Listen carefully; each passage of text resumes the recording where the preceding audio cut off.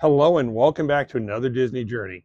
I'm retired Imagineer Jim Shull talking to you today about ride types, specifically drop towers or jump towers. Now these were common rides throughout amusement parks, but they weren't common to Disney, not until decades after Disneyland opened in Anaheim.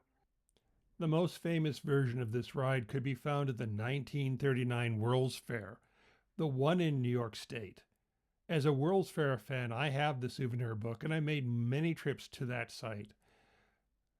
What's interesting about it, studying the World's Fair, is how it led directly to Epcot Center, which is a topic for a future Disney journey. Back to the ride. There are many modern versions, although bit by bit they've all been taken out. But while they existed, many people of all ages enjoyed it. This ride type comes in two flavors, ones which use gravity to drop guests or use mechanisms to propel guests. Either way, Disneyland, when it opened, did have a tower. It's just one you couldn't jump out of. Later on, companies like Intamin perfected the modern version of this ride, which was noticed by Disney. As you can see here in the model and artwork, this was looked at seriously for Discovery Mountain. The artwork shows that you would be dropped into a volcano courtesy of gravity, and brakes would do the rest. Recently, I've come to believe that that ride system was explored for the original version of Tower of Terror. There, in that idea, the tower would wrap around the standard but classic drop mechanism. Disney headed another direction, although the direction, well, it was still down. An off-the-shelf version of a shot tower was finally built in Disney California Adventure in Paradise Pier, where it became the Maliboomer. The day came when I was in California Adventure with Tony Baxter, and he said, let's go ride the Maliboomer. So I walked in behind Tony, sat in my seat, pulled down the slightly nasty looking screen shield, waited, and that was blasted the top of the tower. I wasn't wild about riding the Maliboomer because I'd ridden the first, the prototype that was set up in Wisconsin Dells in the parking lot of an Italian restaurant. I wanted to experience it, and I did. And I got off after riding, and it was pretty much your standard. The ride even had an exit through the gift shop. Each of these rides is standard, but the Toy Soldier Jump would be an adaptation, something new. Because, you needed something new because it was going to go to Japan for Tokyo Disney Seas, of all places. There, the idea of the jump tower would be reduced, scaled down to become a family attraction. And it sits today still in Mermaid Lagoon, where the idea behind Mermaid Lagoon is that one day the tide went out and revealed Triton's kingdom to all the guests. From there, it moved back across the Pacific to California, Anaheim to be specific, to DCA, because when Paradise Pier was going to be built, that part of the park had a lot of the ride capacity. Cloning jumping Jellyfish from Tokyo Disney Sea was an easy fix. It was a very good, very fun, very nice family ride that gave guests a beautiful view of Paradise Bay. The jump tower continued to evolve in the Disney parks, and the next time it was installed was in the Disney Studios Paris as part of Toy Story Playland, because as I was designing that land, I was looking for a toy that would match the action. And right there in front of me was the toy soldiers, the little green men, the guys with the rifles. And I started to sketch and think about it, and the publicly released model shows how it would be adapted. A little bit of research had to occur, and so I went to New York City and to Six Flags Over Texas to ride the ride and even climb around inside the tower, even climb to the top of the tower. And it was very informative, and it led directly to going to, of all places, Budapest. I spent a lot of hours happily learning all about how to roll structural steel, and also what a toy parachute would look like. In each case, the idea was that this was not real. This was not real military. This was a toy military. And they lived in a forest. there in Mondeville, the Bois.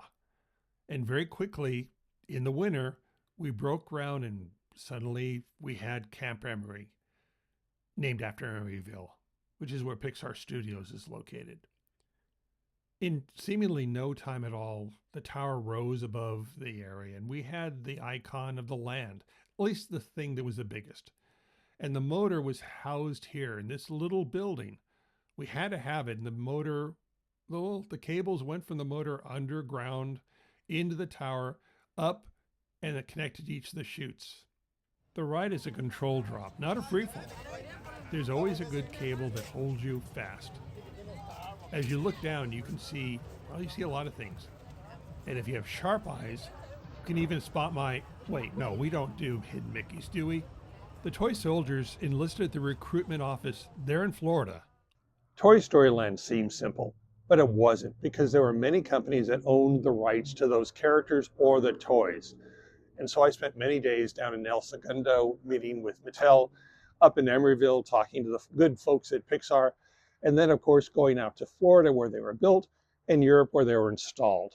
However, it always starts with lines on paper, and I spent a lot of lines on a lot of paper to explore what this ride would look like.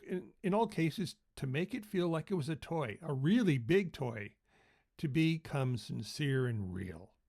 In all cases, the overriding conceit was you were a toy talking to toys, and the toys you were talking to had to look real. So, inspired by soldiers enlisted in Florida, we started to move out into the field, placing the soldiers around just the way a real person, a real boy would do. And I gotta tell you, it was a lot of fun, even down to the creation of plastic rope. What does plastic rope look like? Well, we had to have an answer for it. Inside the Quonset hut, we had more soldiers in little vignettes. And outside, the icon was always the Army Tower. The final name of the ride is the Toy Soldier Parachute Drop. And it was very successful. People really liked it, so it made its next appearance back across the ocean in Toy Story Land in Hong Kong Disneyland. There, I again spent many hours looking over the toys, seeing how they fit in the land, now with another language, and applying stickers everywhere I could. The giant base around the base of the tower, well, it's still there, just like Paris. And inside the Quonset hut still has the toy soldiers working away. At night, again, the soldier tower, jump tower is the icon. In Shanghai, we have Camp Emery, but we don't have the tower. Woody's Roundup is the ride that replaced the tower in Shanghai. But Camp Emery, of all places, is the largest. In Shanghai, Camp Emery is the toilet, which is kind of funny to see people coming in and out of the Quonset hut all day long. I think the lesson here is it really doesn't matter where it went. It always succeeded. And that gives me, as a designer, great gratification. Because something that, well, couldn't have gone terribly wrong because of the military connotation was fully accepted because that connotation was dropped in the favor of it being a toy. And the action of rising and falling and jumping in a controlled drop was always fun for the whole family, and that was the intent. And everyone loves towers because you get to see long distances. Overall, in my time at Disney, this was one of my most fun things ever to do, because it had low expectations, but it achieved great results. Today there are 4 Toy Story Lands, and 3 of them have Camp Emerys. 2 of the camp have the drop tower, but all of them have the Green Army Men, or the toy soldiers, because they resonate with all the guests throughout all the parks throughout the globe. And with that, I bring this episode of Disney Journey to a close, our 50th episode. Be sure to like and subscribe, and if you haven't already, send me your comments. For now, it's goodbye from Lost Canyon.